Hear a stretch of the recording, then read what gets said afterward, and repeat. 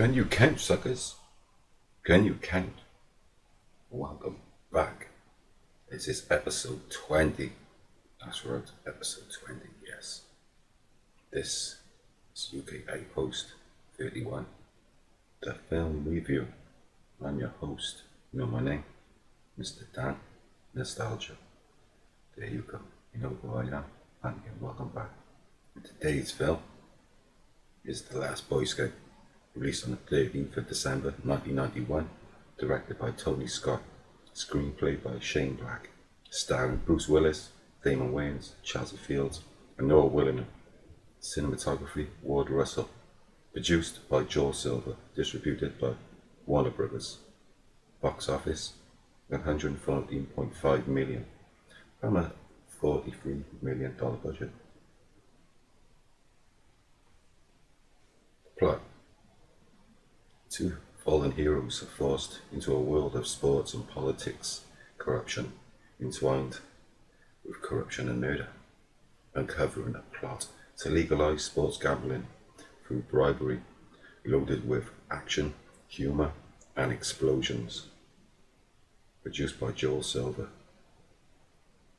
An uncredited James Gandolfini cameoed as a henchman during the money exchange, and you see him briefly, and yeah, good to see him show up. I like that guy. Sopranos all the way. Michael Kamen was behind the music and the score that created the music for Roadhouse and Hudson Hawk, which I like Hudson Hawk, also behind this, so definitely plays a good role in this. Plays a good, plays his part well, gives him the music, and that's what you want. Black, writing the script after a bad breakup and bounced back in a better way, which that's all you can do. You hit the bottom, you come back up, you push yourself to be up there again. So good for the man. Take your hats off to the guy. Breathing and existing in the same world as Lethal Weapon, as could be seen on the television at one point, as Darius, the daughter. Well, Darian, and yeah, she was watching the film, and she gave him attitude shortly after.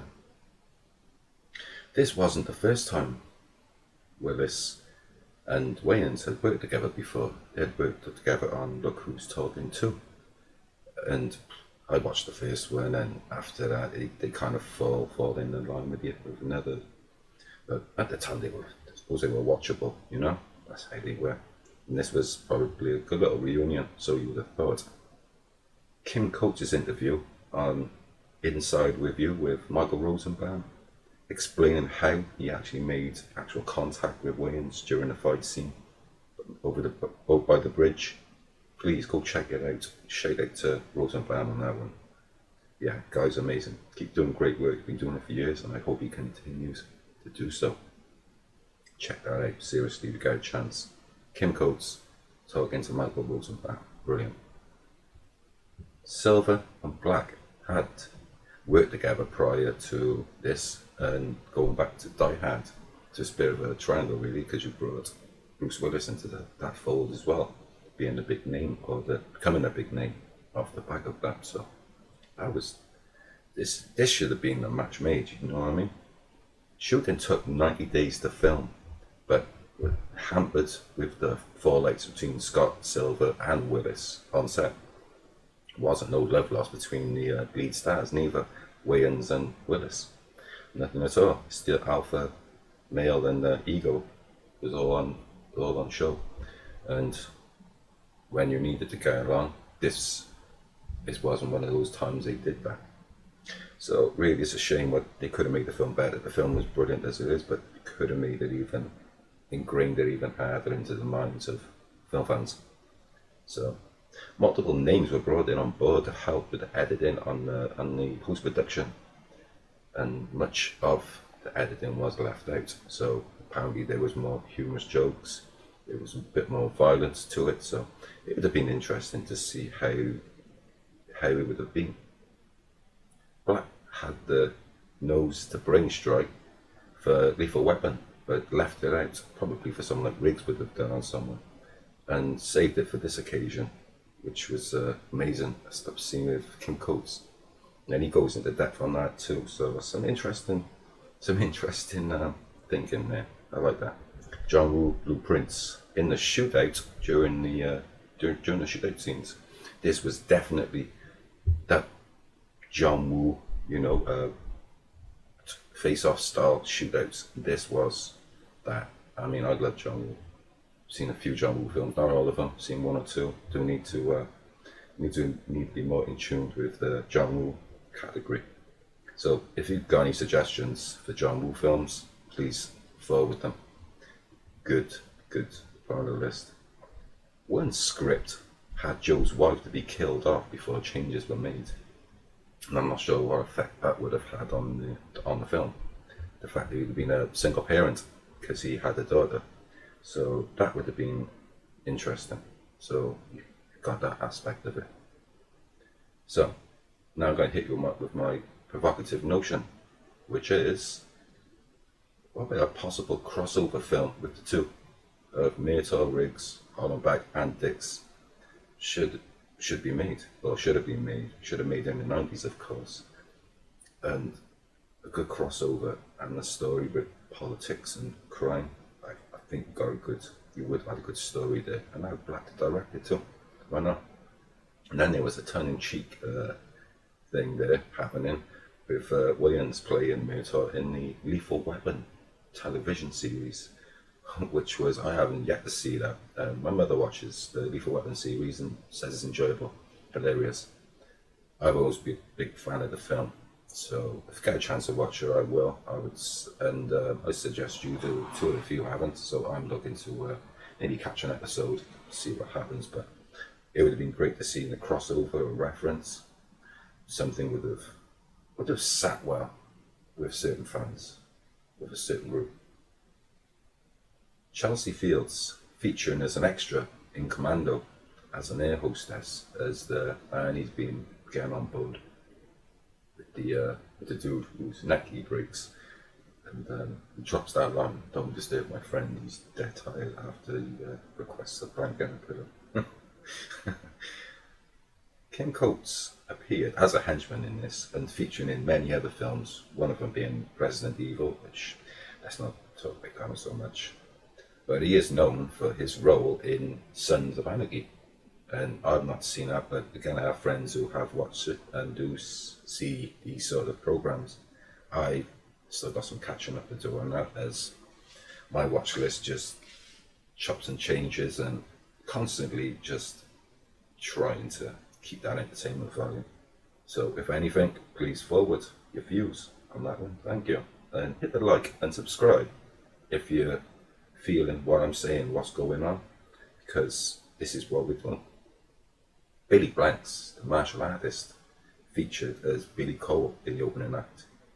And I remember Billy Blanks, he'd been in a few films. I was watching a clip on YouTube and it was like fighting in some wooden cage or something, and a lot of high kicks and body spins and so on. Interesting stuff. But in this, he plays Billy Cole, and well, I'm not going to spoil it, but will spoil it. He just goes on the rampage due to the pressure that Milo, the nice bad guy, puts him through. And then you've got the comedian, or shall I say the legend, one of my favourites, Eddie Griffin. Definitely one of my favourite people on the planet. Make no mistake about that one. He played the strip club DJ, having a couple of scenes before he gets yelled at by Jimmy Dix for ruining the moment as Miss Corey was dancing, as they referred to. Underperforming and failing to hit the mark, set for the production, but it helped Bruce Willis because the failure of Hudson Hawk didn't help at that time. And I like Hudson Hawk. Yes, I'm not into musicals, but I liked Hudson Hawk with Danny Aiello and Bruce Willis and Andy McDowell. Come on, you've got Richard Grant. I mean, it was a good cast. I mean, it was a messed up film, but it wasn't like over the top violent. It was just a crude, almost had like a British style direction about the film. You know what I mean? But that was a good film, it was good stuff. So I don't know why they were bagging on that. But this did help his performance after Hudson Hawk. So, okay, this is better than Hudson Hawk. That is true. Reviews remained mixed on the release, from average right down to B grade. And there was a lot of positive reviews for the story and plot and performances, especially like regards to humour. So, yeah, this was big on that. It gets fans on board. With the production, this was the end for Willis and Silver. Neither worked together again, neither teaming up, and they didn't team up for Die Hard of a Vengeance neither. There was no collab on that one, unfortunately. And you think the two would work together with Die Hard 2. And Silver known for putting out big stuff. It's sad, really. It's a shame. And productions and work can do this to people in general. You know, the idea of money or work or control, something, some obstacle can do that to you. Lessons learned. Black learned to keep his secrets, and for the when he does his scripts for himself, so he could direct them instead of selling them off. And after the troubles on set, I don't think he wanted to go through that again. The ego, the trips going off on set, correcting his own mistakes, really. But when you think after Predator and Lethal Weapon, he should too. He shouldn't have to rely on someone else. I mean, Tony Scott is a good director. To me, he directed one of my favourite films, True Romance. I mean, I know he didn't write it. That was Tarantino, but True Romance is still, when he put his vision on it, it was absolutely amazing. I mean, what else was it he had to do? I mean, this was big. This was big for Scott, and I think it was big for all of them. But egos had clashed, and yeah, reputations may have taken a knock somewhere, and egos are bruised too. So, yeah. My review. This, I'd say, is one hell of an action movie. Humor is on point. Falls in nicely, just like Tetris. You know what I mean? So smooth. Never found this to be average or terrible. I've never come across anyone who's found that same view. Only highly rated thoughts on this. Still chuckle to myself at times with the one-liners and humour dialogue, because of with the one line said you couldn't protect the one cup of piss. And I mean, it's the little things like that that tickle on me. I got toilet humour, but it's that reaction that I like, and I do look out for. And the concept and the plot is realistic too, when you think of it.